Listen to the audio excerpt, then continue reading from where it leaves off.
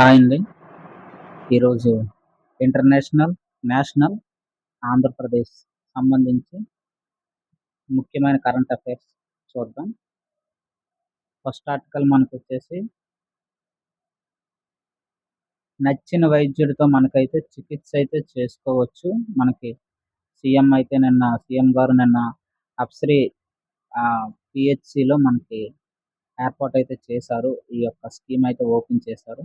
అయితే రాష్ట్ర వ్యాప్తంగా మనకి ఆగస్టు నుంచి అయితే మనకి ఇది అమల్లోకి అయితే వస్తుందని చెప్తున్నారు.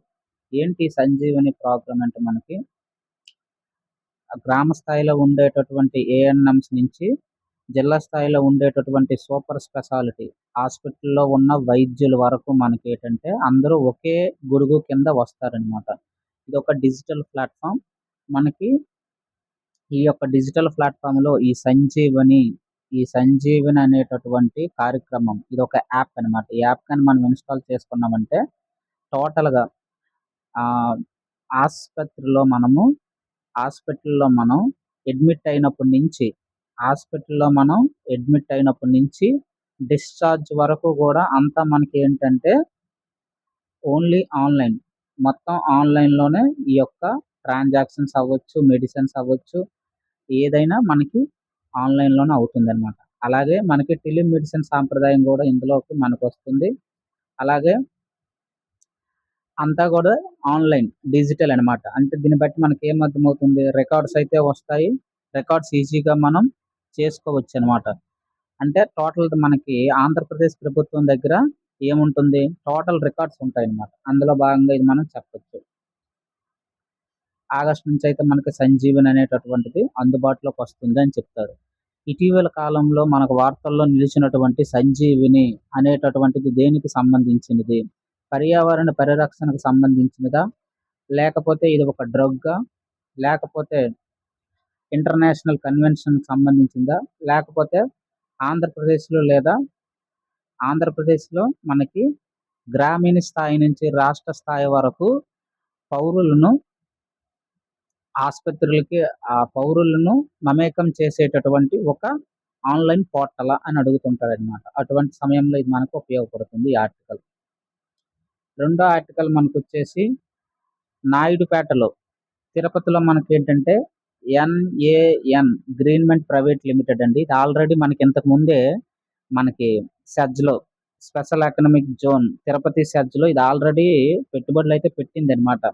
ఏంటి, బ్యాటరీ పరిశ్రమ అనమాట. లిథియం అయాన్ బ్యాటరీ అయితే ఇది మనకు పెట్టింది ఈ యొక్క కంపెనీ. అలాగే ఇప్పుడు ఏంటంటే అయస్కాంత పరిశ్రమ కూడా పెడుతుంది అనమాట. ఎక్కడ, మేనకూరులో మనకి తిరుపతిలో పెడుతుంది అనమాట. దాని గురించే ఈ యొక్క ఆర్టికల్. అయితే ఇందులో మనం చూసుకుంటే దాదాపు 1250 కోట్లు అయితే పెడుతున్నారు. అలాగే ఇదేంటి, నిమోడైమియం ఐరాన్ బోరాన్ అయస్కాంతాల తయారీ పరిశ్రమ అనమాట. దీంతో మనకి ఏమవుతుంది, అన్నీ కూడా ఎలక్ట్రానిక్ పరిశ్రమలన్నీ కూడా మనకి ఇప్పుడు విదేశాల నుంచి దిగుమతి కాకుండా స్వదేశం నుంచి మనం ఎగుమతి అయితే చేసేటటువంటి పరిస్థితికి వెళ్ళొచ్చు. తద్వారా విదేశీ కారక ఆదాయం మనకి మిగులుతుంది అని చెప్పుకోవచ్చు అనమాట. ఇందులో ముఖ్యమైనది ఏంటంటే మేరకూరులో మనకి అయస్కాంత పరిశ్రమ వస్తుంది. ఏ కంపెనీ అంటే మనకి NAN గ్రీన్మెంట్ ప్రైవేట్ లిమిటెడ్ వారు 1250 కోట్లతో అయితే పెట్టుబడి పెడుతున్నారు. అలాగే ఇదే కంపెనీ మనకి ఇంతకుముందు లిథియం అయాన్ బ్యాటరీ కంపెనీ కూడా పెట్టింది. అయితే ఈ లిథియం అయాన్ సంబంధించినటువంటిది మనం క్షుణ్ణంగా చదువుకోవాలి బ్యాక్ డ్రాప్లో. ఈ లిథియం అయాన్ బ్యాటరీకి సంబంధించి మనకి ఏంటంటే ఇది ఎలక్ట్రిక్ వెహికల్స్లో మనం ఎక్కువగా దీన్ని వాడతాము. అలాగే బ్యాటరీస్ ఇప్పుడు అంతా బ్యాటరీస్తోనే నడుస్తుంది కదా, ఈ లిథియం అయాన్ బ్యాటరీ మనం వాడతాం అనమాట. అలాగే ఈ యొక్క లిథియం అయాన్ అనేటటువంటిది మనకి రేర్ ఎర్త్ మినరల్స్ కేటగిరీలో మనకి కేంద్ర ప్రభుత్వం అయితే మనకి ఆల్రెడీ స్కీమ్ అయితే లాంచ్ చేసింది. అందులో భాగంగానే ఈ యొక్క పెట్టుబడులు వస్తున్నాయి అన్నమాట. రేర్ ఎర్త్ మెటల్స్ గురించి దాదాపు ఇది కానీ మనకి అందుబాటులోకి కానీ వచ్చినట్లయితే మొదటగా దీనికి ఇక్కడ మెయిన్ ఆర్టికల్ ఇప్పుడు ఏంటంటే ఈ పరిశ్రమ పెడుతున్నాం కదా, మరి దానికి భూమి కేటాయించాలి కదా. అందుకే 25 ఎకరాల భూమి అయితే ప్రస్తుతానికి కేటాయించాము. ఇదే కాదు, రాష్ట్రంలో ఎన్నో మనకి పారిశ్రామిక నడవాలు స్పెషల్ ఎకనామిక్ జోన్లో ఎన్నో పరిశ్రమలు మనకు వస్తున్నాయి. దాదాపుగా గత 15 రోజులు బట్టి మనం డిస్కషన్ చేస్తూనే ఉన్నాము. ఇదే తిరుపతిలో మనకి స్పేస్ సిటీ అయితే ఏర్పాటు చేస్తున్నారు. అలాగే మనకి విశాఖపట్నము, కాకినాడ ఇటువంటి ఇక్కడ మనం ఏం చేస్తున్నామంటే పోర్ట్స్ అథారిటీకి సంబంధించినటువంటి పారిశ్రామిక క్లస్టర్స్‌ని అయితే ఏర్పాటు చేస్తున్నాము. అలాగే ప్రకాశం దగ్గర విడిభాగాలను ఏర్పాటు చేస్తున్నాము. ఇలా అన్ని పరిశ్రమల గురించి మనం తెలుసుకోవాలనమాట. నెక్స్ట్ ఆర్టికల్ మనకొచ్చేసి నింగిలోకి స్టార్‌షిప్ కక్షలోకి చేరిన అధునాతన స్టార్‌లింక్ ఉపగ్రహాలు. మనకు తెలుసు స్పేస్ ఎక్స్ ఎలాన్ మస్క్‌కి సంబంధించినటువంటిది ఇది. ఇది ఈయన దాదాపుగా ఇదేంటంటే స్టార్‌షిప్ అనేటటువంటి ప్రోగ్రామ్ అయితే లాంచ్ చేశారు. ఇది మన భూమి అనుకుంటే ఈ భూమి చుట్టూ మనకి ఈయన ఉపగ్రహాలు పెడుతున్నాడనమాట. కొన్ని వందల వేల ఉపగ్రహాలు పెట్టి ఏం చేస్తున్నాడు టెక్నాలజీని డెవలప్ చేసుకుంటున్నాడు.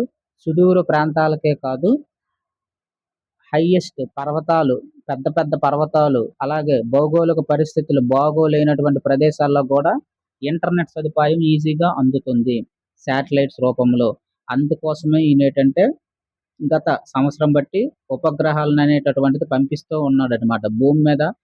భూమి నుంచి లోవర్ ఎర్త్ ఆర్బిట్‌లో మనకి ఈ యొక్క ఉపగ్రహాలన్నిటిని లింక్ చేస్తున్నాడనమాట. దాదాపుగా ఆ కోవలోకి చెందిందే ఇప్పుడు కూడా ఈ యొక్క ప్రయోగం. ఇదేంటంటే ఒక 20 స్టార్‌లింక్ ఉపగ్రహాలనైతే పెట్టాడు. ఇంతకుముందు దాదాపు ఎన్నో ఉపగ్రహాలైతే కనెక్ట్ చేశాడు. ఇంతకుముందు ప్రయోగం అయితే మనకి ఫెయిల్ అయింది. ఈ ప్రయోగం అయితే సక్సెస్ అయ్యింది. అదే ఇక్కడ మనం తెలుసుకోవాల్సింది. స్టార్‌లింక్ ఉపగ్రహాలకు సంబంధించినటువంటి కింది ఆప్షన్‌లను లేదా వాక్యాలను సరైనవేవి అని అడుగుతాడు. అటువంటి సమయంలో ఈ ఆర్టికల్ మనకి ఉపయోగపడుతుందనమాట. అయితే టోటల్‌గా మనకు చూడండి ఇది 16,000 కిలోమీటర్లు అయితే దూరంలో ఉంటుంది కదా! ఇంతకుముందు జరిగినటువంటిదైతే ఫెయిల్ అయిందని మనం చెప్పుకోవచ్చనమాట. 16,000 కిలోమీటర్లు అంటే దాని అర్థం ఏంటి? ముందు ఎల్‌ఈఓ వస్తుంది. తర్వాత మనకి ఎంఈఓ వస్తుంది. తర్వాత మనకి హెచ్‌ఈఓ వస్తుంది. తర్వాత మనకి జియోసింక్రోనస్ ఆ యొక్క స్టేట్ వస్తుందంట. భూ స్థిర కక్ష వస్తుంది. ఇలా మనకి భూమి యొక్క స్థిర కక్షలను బట్టి ఉపగ్రహాలని ప్లేస్‌మెంట్ అనేది చేస్తామనమాట. తర్వాత మనకి కాలు లేకున్నా కుటుంబాన్ని నడిపి మనకి ఈయనైతే పథకమైతే సాధించాడు. కాంస్య పథకమైతే మనకి ఈయనకొచ్చింది. మొదటి పథకంగా మనం చెప్పొచ్చనమాట. కామన్‌వెల్త్ గేమ్స్‌లో మొట్టమొదటిది పథకం ఈయన నుంచి మనం వచ్చింది. ఎవరంటే ఈయన మనకి జుండూ కుమార్ ఇంపార్టెంట్. మొట్టమొదటి పథకం అయితే ఈయన నుంచి మనకి వచ్చిందని చెప్పుకోవచ్చు. అయితే ఈసారి మనం చూసుకుంటే ఏ కేటగిరీలో మనకొచ్చింది ఈయనకి ఇంపార్టెంట్. ఈయనెవరు? Power lifting. ఎన్ని కేజీల విభాగంలో వచ్చింది మనకి? 190 కేజీల విభాగంలో ఈయనకి కాంస్య పథకం అయితే వచ్చింది. జస్ట్‌లో మిస్ అయింది. స్వర్ణ పతకానికి గురిపెట్టాడు గానీ కాంస్య పథకం అయితే వచ్చిందనమాట. ఇది మనం గుర్తుంచుకోవాల్సిందే. అయితే ఈయన మనకి దేనికి సంబంధించిన వ్యక్తి? ఏ జిల్లాకు సంబంధించిన వ్యక్తి? ఏ రాష్ట్రానికి సంబంధించిన వ్యక్తి అంటాడు. బీహార్ రాష్ట్రానికి సంబంధించినటువంటి వ్యక్తి మనకి జుండూ కుమార్. ఈయనైతే మనకి కామన్‌వెల్త్ గేమ్స్‌లో మొట్టమొదటి పథకాన్నైతే తెచ్చాడని చెప్పుకోవచ్చు. తరువాత మనకి ఇంపార్టెంట్ ఆర్టికల్ 6,500 హెక్టార్‌లో అయితే మేము 63 లక్షల విత్తన బంతులు సీడ్ ఇంపార్టెంట్ అండి. సీడ్ బాల్స్‌నైతే నాటాము. గత 10 రోజులు బట్టి వార్త మనకెప్పుడు ఉంటూనే ఉంటుంది. 6,500 హెక్టార్‌లో అయితే మనం 63 లక్షల విత్తన బంతులనైతే నాటామనమాట. ఒక హెక్టార్ అంటే మనకి 2.49 ఎకరాలుగా మనం చెప్పుకోవచ్చు. అంటే 2.5 ఎకరాల లోపే ఉంటుంది ఒక హెక్టార్ అంటే. అటువంటిది 6,500 హెక్టార్‌లో 63 లక్షల విత్తన బంతులైతే నాటాం. దేనికి ఇదంతా చేస్తున్నామంటే పర్యావరణము, పచ్చదనము. అందులో భాగంగా మనకి సస్టైనబుల్ డెవలప్‌మెంట్ గోల్స్ 13ది ఏం చెప్తుంది? వాతావరణంపై చర్య, క్లైమేట్ యాక్షన్ అందులో భాగంగా చెప్పుకోవచ్చనమాట. అలాగే భూమి పైన జీవనము, భూమి పైన జీవనము సస్టైనబుల్ డెవలప్మెంట్ గోల్స్‌లో మనకి ఏం తెలియజేస్తుంది 10 అనేది. అదే భూమి కింద అంటే సముద్రం లోన జీవులైతే 14 తెలియజేస్తుంది. ఇది భూమి పైనొస్తుంది కాబట్టి సస్టైనబుల్ డెవలప్మెంట్ గోల్స్‌లో 15 వస్తుంది. ఇవన్నీ కృషి చేసినందుకే మనకి అవార్డులు గూడా వస్తున్నాయన్నమాట. అందులోను భాగంగానే ఇక్కడ మనం అంత ఫారెస్ట్ ఏరియాలో గూడా వెళ్ళలేనటువంటి ప్రాంతాల్లో గూడా నల్లమల అవ్వచ్చు, ఇటువంటి ప్రాంతాల్లో గూడా ఏం చేస్తున్నామంటే ఎయిర్ డ్రోన్‌లు ఉపయోగించి ఈ యొక్క సీడ్ బాల్స్‌నైతే నాటుతున్నామనమాట. ఇటీవల కాలంలో వచ్చినటువంటి సీడ్ బాల్స్ దేనికి సంబంధించినది అని అడుగుతుంటాడు మనకి.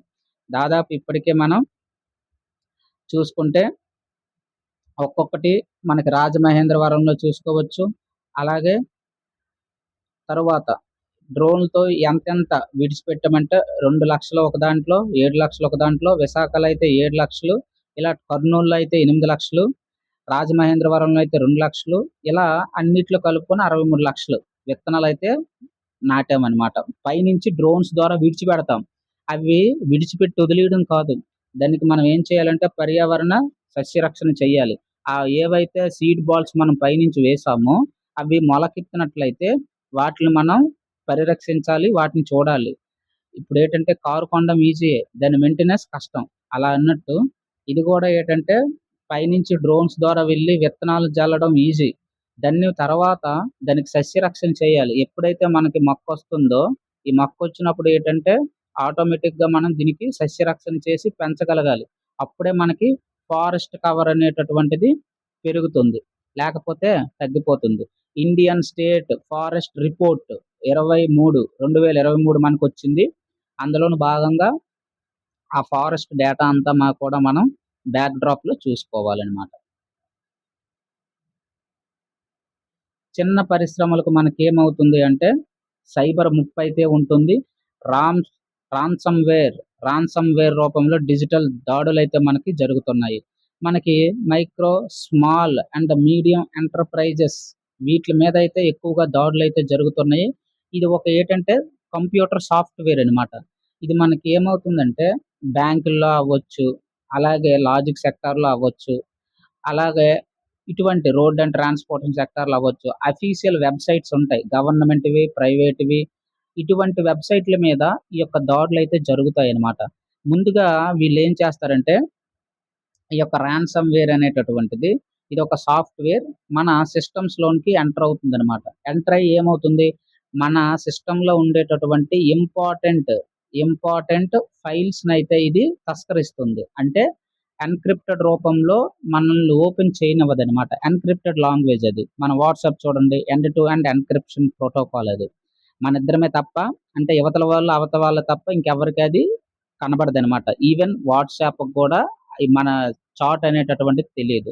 అదంతా ఏంటి ఎన్‌క్రిప్టెడ్ రూపంలో మనకి స్టోరేజ్ అయ్యి ఉంటుందనమాట. అదే కోవకు చెందిందే ఈ యొక్క డిజిటల్ దాడులు గూడాననమాట. రాన్సమ్‌వేర్ అనేటటువంటిది ఒక సాఫ్ట్‌వేర్ మన యొక్క కంపెనీలో ఉండేటటువంటి సిస్టమ్స్‌లో ఈ డేటా అనేటటువంటిది ఆహ్, ఈ ఫైల్స్‌ని తస్కరిస్తుందనమాట. ఇంపార్టెంట్ ఫైల్స్ అన్నీ గూడా అదే ఇస్రోకి సంబంధించినవే కొన్ని సైట్స్ ఉంటాయన్నమాట. వాటిల్ని డ మన ఇది చేయడం, టార్గెట్ చేయడం వాళ్ళు చేస్తుంటారు. ఇప్పుడేమంటే ఇప్పుడు మనం మన కంప్యూటర్స్‌లో మన ఫైల్ ఓపెన్ చేయాలంటే అక్కడ ఒక మెసేజ్ డిస్‌ప్లే అవుతుంది. మీరు ఈ ఫైల్ ఓపెన్ చేయాలంటే ఇంత అమౌంట్ కట్టండి అని. అంటే డిమాండ్ చేస్తారనమాట. ఇటువంటివన్నీ మనం నిర్మూలించుకోవాలి. కాబట్టి ఈ దాదాపు కాలంలో మనకి 2017లో మనకొక పెద్ద రాన్సమ్‌వేర్ అయితే అటాక్ అయింది. వానాక్రై 2007లో దాదాపు ఏటంటే 100 దేశాలకు పైగా ఈ యొక్క రాన్సమ్‌వేర్‌ని ఎదుర్కొన్నాయి. అందరూ అందులో పడిపోయామనమాట. డబ్బులు చెల్లించాల్సొచ్చిందనమాట. అటువంటి కోవలోకి చెందిందే ఈ మధ్యన గూడా మనకి కొన్ని రాన్సమ్‌వేర్స్ అయితే వచ్చాయి సాఫ్ట్‌వేర్స్. అవేటంటే కొత్తగా 'ది జెంటిల్ మ్యాన్' అనేటటువంటి రాన్సమ్‌వేర్ సైబర్ ఇది దాదాపు 9% అయితే ఆక్రమిస్తుందనమాట. ఇది వేగంగా విస్తరిస్తుందని మనం గుర్తుంచుకోవాలి. ఈ మ్యానుఫ్యాక్చరింగ్ సెక్టార్ అవ్వచ్చు, ఐటీ ఇంపార్టెంట్ ఏంటంటే మెయిన్‌గా ఐటీ సేవలు. ఎందుకంటే ఈచ్ అండ్ ఎవ్రీథింగ్ మనకేమవుతుంది, డేటా గాని ఏదైనా ఇప్పుడు మొత్తం డిజిటల్ అయిపోయింది. డిజిటల్ అయిపోయిందంటే డేటాకి భద్రత లేదు. గోప్యత అనేటటువంటిది లేదు. సమాచార భద్రత ఉండదు. ఎందుకంటే మనం స్టోర్ చేసింది ల్యాప్‌టాప్స్‌లో, కంప్యూటర్స్‌లో, డేటా సెంటర్స్‌లో. ఎప్పుడైనా అది తస్కరణకు గురవ్వడానికి అవకాశం ఉంటుంది. ఎందుకంటే అదంతా గూడా మనకి ఎన్‌క్రిప్టెడ్ ఫైల్స్ రూపంలో ఉంటుంది. ప్లస్ వాళ్ళెప్పుడైతే ఈ ర్యాన్సమ్‌వేర్ సాఫ్ట్‌వేర్‌తో అటాక్ చేశారో, మనకి బిట్ కాయిన్స్ రూపంలో అడుగుతారనమాట. ఎండ్ టు ఎండ్ ట్రాన్సాక్షన్ జరపండి అని బిట్ కాయిన్స్ రూపంలో మనకి ఈ యొక్క మెసేజ్ ఒస్తుంది. తప్పనిసరిగా మనం చెల్లించాల్సిందే. దానికి ఇంకొక మార్గం లేదు. మార్గం ఉందా అంటే ఉంది. ఏంటి? Prevention is better than cure అన్నట్టు అది అలా చెప్పుకున్నట్టు మనం ఏటంటే మన యొక్క సిస్టమ్స్‌ని ఎప్పటికప్పుడు అప్‌డేట్ చేసుకుంటూ ఉండాలనమాట. మన యొక్క సాఫ్ట్‌వేర్స్.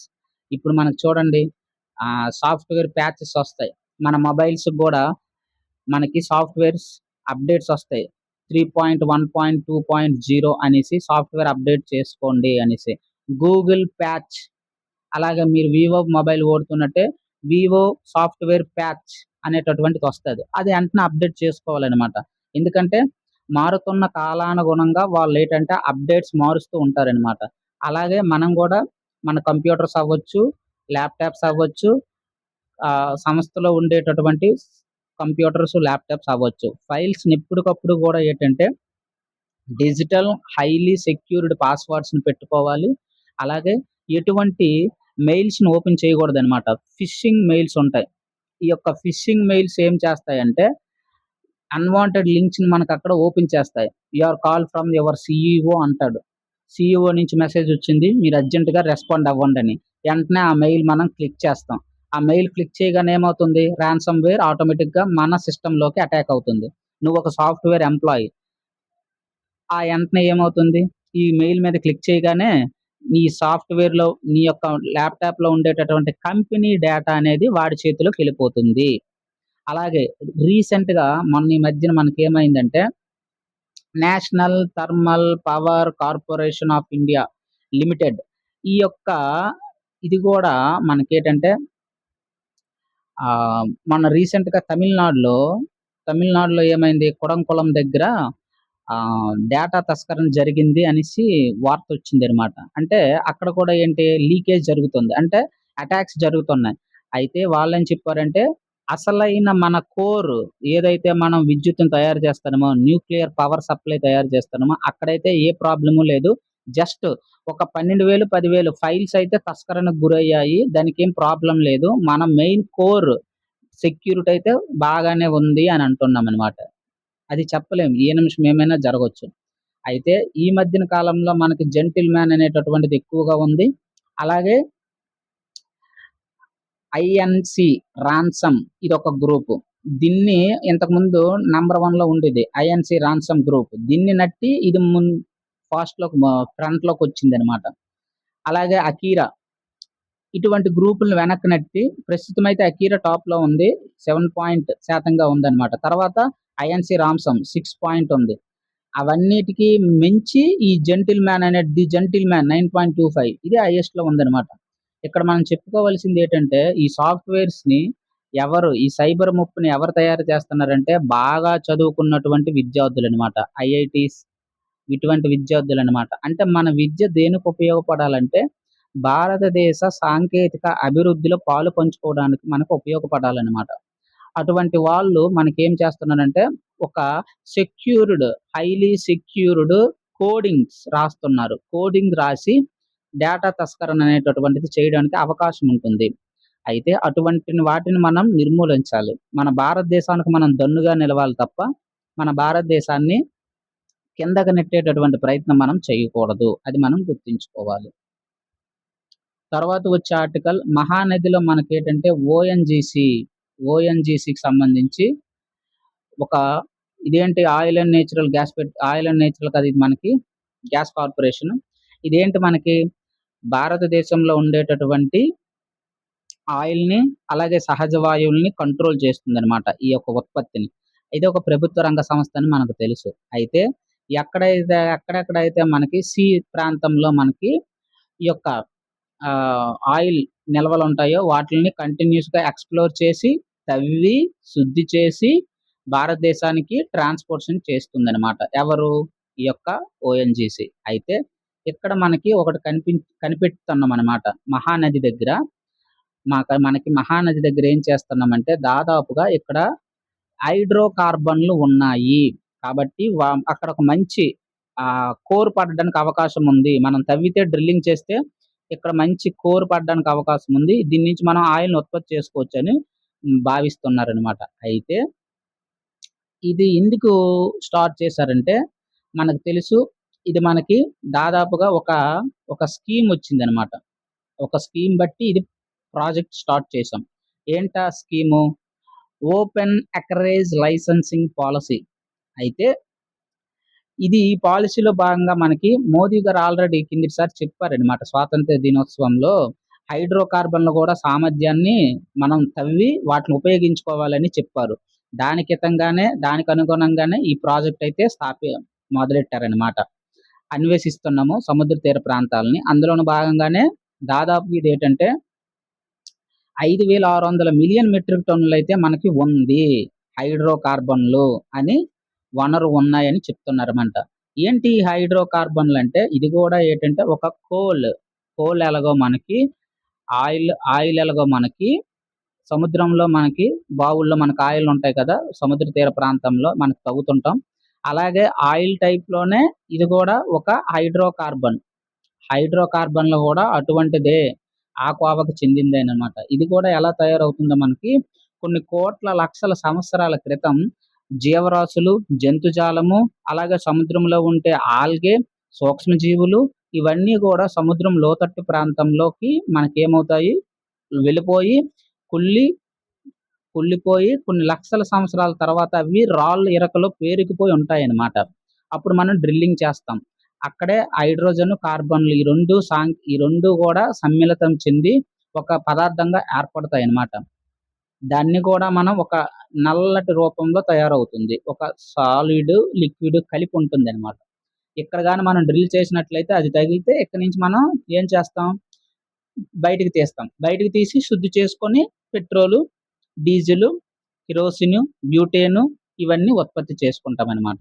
అయితే ఈ యొక్క కేంద్రం ఎక్కడుందంటే ప్రస్తుతం ఈ మహానది బేసిన్ అనేటటువంటిది దాదాపుగా మనకి ఇక్కడ చూసుకుంటే చూడండి ఎంత దూరంలో ఉంది మనకిక్కడ చూసుకుంటే 23 నాటికల్ మైళ్ళ దూరంలో ఈ బావైతే ఉందనమాట. 23 నాటికల్. అంటే ఒక నాటికల్ అంటే మనకెంత 1.8 కిలోమీటర్ అనమాట.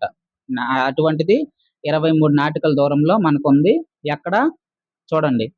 ఆఫ్‌షోర్ బేసినే కదా! ఇదంతా ఆఫ్‌షోర్ అంటే ఏంటి? సముద్రం ప్రాంతం దగ్గర తవ్వుతామనమాట. ఈ నిల్వలుంటాయి. తవ్వుతాము, బయటికి తీస్తాం. ఉత్కలు, కోనార్కు అక్కడే ఉన్నాయి. ఒడిస్సా తీరం దగ్గరే. కాబట్టి ఈ యొక్క మహానది ఎక్కడుంది మనకి? ఒడిస్సా దగ్గర. కాబట్టి ఇక్కడ మనం తవ్వకాలు జరుపుతాం.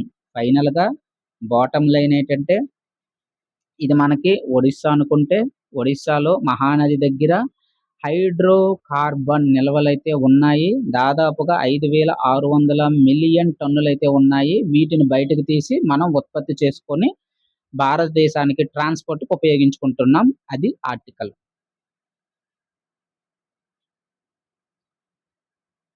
మరొకటి ఈరోజు విజయ్ దివాస్ జరుపుకుంటున్నాం 27న. ఎందుకంటే ఇది మనకి కార్గిల్ విజయం అనమాట. యాక్చువల్‌గా ఏటైందంటే ఆ సమయంలో కార్గిల్ అనేటటువంటిది మనకెప్పుడొచ్చింది? 1900 మే నెలలో జరిగిందనమాట. దాదాపు 2 నెలల తర్వాత విజయం అయితే మనకి ఈ రోజు లభించింది. మేలో స్టార్ట్ చేస్తే జులైలో 27కొచ్చిందనమాట. ఇదంతా ఒక పెద్ద స్టోరీ. సింపుల్‌గా మనం చెప్పుకోవాలంటే ఇది మనకి ఉత్తర ప్రాంతం. ఇది మనకి ఇది ఉత్తర ప్రాంతం. ఈ ఉత్తర ప్రాంతం ఇక్కడ మనకి లడాక్ ఉంటుంది. ఇదంతా లడాక్ ప్రాంతం. సర్వసాధారణంగా ఇదంతా ఎలా ఉంటుందంటే బాగా ప్రకృతి దుర్భేద్యమైనటువంటి శీతలమైనటువంటి ప్రాంతం. ఈ లద్దాఖ్ అనేటటువంటి ప్రాంతం. దాదాపుగా ఏటంటే అప్పటికే ఉన్న అగ్రీమెంట్‌లేటంటే పాకిస్తాన్ వాళ్ళైనా, భారతీయులైనా శీతాకాలం వచ్చేసరికి శీతాకాలం అంటే అది ఒక శీతల ప్రాంతం కాబట్టి ఆ పర్వత ప్రాంతాల్లో ఉండడం అవ్వదు. అందుకని ఒప్పందం ప్రకారం అందరూ దిగిపోవాలనమాట. అక్కడ పహారా కాస్తారు సైనికులు. భారతదేశం సైనికులు, అలాగే పాకిస్తాన్ సైనికులు దిగిపోవాలి.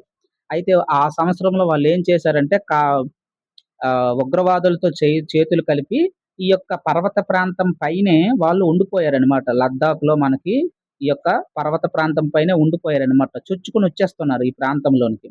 మన భారతదేశంలోనికి. వెంటనే మన భారతదేశం ఏం చేసిందంటే, వైమానిక దళమైతే సఫేద్ సాగర్ ఆపరేషన్ మొదలెట్టింది. అలాగే నావికా దళమైతే ఆపరేషన్ తల్వార్ నిర్వహించింది. టోటల్‌గా ఇది మనకి ఆపరేషన్ విజయ్ అనమాట. టోటల్‌గా ఆపరేషన్ విజయ్ పేరుతో ఇది మనం నిర్వహించుకున్నామనమాట. అయితే ఈ ఇప్పుడేమైంది, ముఖ్యంగా మనకిక్కడ ఇంపార్టెంట్ ఏటంటే, వాళ్ళు పైనున్నారు కదా! పర్వత ప్రాంతం పైనున్నాం. మనం అక్కడ ఆల్రెడీ కిందకి దిగిపోయి ఉన్నాం. వాళ్ళ మీదకి ఇప్పుడు అటాక్ చేయాలంటే ఏంటి? ఒకటే సొల్యూషన్. మరి పైకెళ్ళిపోయారు బానే ఉంది వాళ్ళు. వాళ్ళు పైనున్నారు. మనం కిందున్నాం. మనకి యుద్ధ విజయ అవకాశాలు తక్కువగా ఉంటాయి. అందుకే మనం ఏం చేశామంటే, అద్భుత సమన్వయం చేశాం. ఎవరెవరిని? నావికా దళాల్ని, అలాగే మిలిటరీని. ఈ రెండిటిని సమన్వయం చేసుకొని ముందుకెళ్ళాం. ఎలాగంటే, వాళ్ళు పైనున్నారు కదా! మరి వాళ్ళకి ఫుడ్డు గట్టా ఉండాలి కదా! ఆ బేసిన్‌ల మీద అటాక్ చేశాం. ఆ యొక్క మనుషుల మీద కాకుండా, వాళ్ళకి కావలసినటువంటి బేసిక్ నీడ్స్ కావాలి కదా! ఆ నీడ్స్ మీద, ఆ బేసిన్‌ల మీద అటాక్ చేసి ఇవన్నీ ధ్వంసం చేసిందనమాట మన యొక్క నావికా దళం. ఇది ఇవతల కంటిన్యూ చేసింది. అవతల నుంచి ఆర్మీ ఏం చేసింది? వాళ్ళని మట్టుపెట్టింది. ఇలా ఈ రెండిటిని కూడా మనకి బాగా ఏం చేసాం? భారత సైన్యం అనేటటువంటిది, శౌర్యం అనేటటువంటిది ఇక్కడ ప్రదర్శించిందని చెప్పుకోవచ్చు. అందుకనే మనం కార్గిల్ విజయ్ దివాస్‌గా మనం ఈ యొక్క రోజుని 27ని జులై 27ని జరుపుకుంటామనమాట. ఆ కాలంలో ఈయన మనకి కమాండర్‌గా ఉన్నారు. అశోక్ చౌహాన్ గారు. అలాగే ఈయన గ్రూప్ కెప్టెన్‌గా గూడా ఉన్నాడనమాట.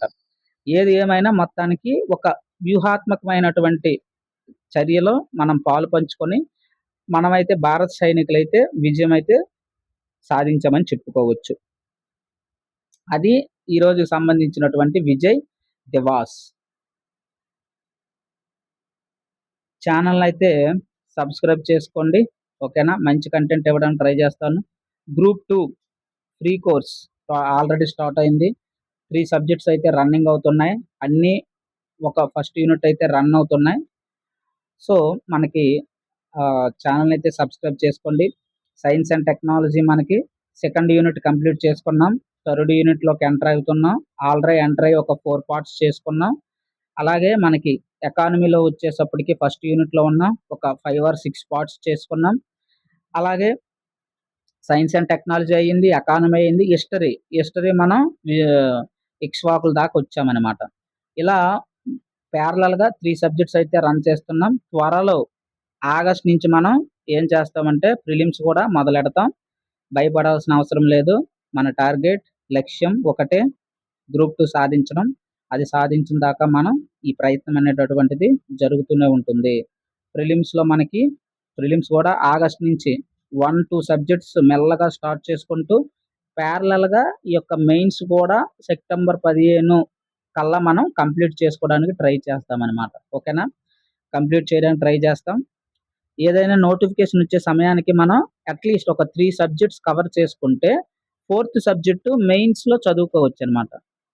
అలా అనమాట మనం టార్గెట్ పెట్టాం. ఛానెల్ అయితే సబ్స్క్రైబ్ చేసుకోండి. Thank you. సబ్స్క్రైబ్ చేసుకున్న వాళ్ళకి ధన్యవాదాలండి. Thank you.